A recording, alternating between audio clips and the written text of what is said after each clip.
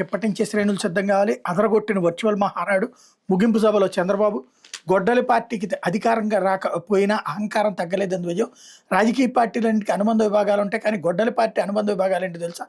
గంజాయి batch, blade batch, social media psycho batch, fake news ప్రచారానికి Paytm batch, హత్య రాజకీయాల కిరాయి హంతక బ్యాచ్, హిందూ ధర్మం దేవాలయాలపై దాడికి మరో బ్యాచ్, కల్తీ మద్యానికి మరొకటి, ఇట్లాంటి 7 విభాగాలు ఉన్నాయంటూ చంద్రబాబు నాయుడు విమర్శ ప్రధానంగా హైలైట్ చేసుకొచ్చారు. ఇంకోవైపున పెన్నా బనకచెర్ల ద్వారా గోదావరి కావేరి నదుల అనుసంధానం మీద కేంద్ర ప్రభుత్వం యోచిస్తోందని తెలుగుదేశం పార్టీ అధినేత ముఖ్యమంత్రి చంద్రబాబు చెప్పారు. ఇది సాకారమైతే రాష్ట్రానికి ఎంతో ప్రయోజనం కలుగుతుందన్నారు.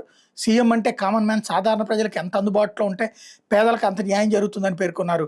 ప్రగతి అనేది ఐచ్ఛికం కాదు, తప్పనిసరి అని, ప్రగతి లేకుంటే సుస్థిరత ఉండదని స్పష్టం చేశారు. మంగళగిరిలోని తెలుగుదేశం పార్టీ కేంద్ర కార్యాలయం మహానాడు ముగింపు సందర్భంగా చంద్రబాబు పార్టీ శ్రేణులకు దిశానిర్దేశం చేశారు. 2029 ఎన్నికలకు ఇప్పటి నుంచే సిద్ధం కావాలని పిలుపునిచ్చారు. గొడ్డలి పార్టీకి అధికారం పోయిన ప్రతిపక్ష హోదా కూడా దక్కకపోయిన అహంకారం మాత్రం తగ్గలేదని దుయ్యబట్టారు. రాజకీయాల్లో అదొక విలువలు లేని పార్టీ అని ధ్వజమెత్తారు.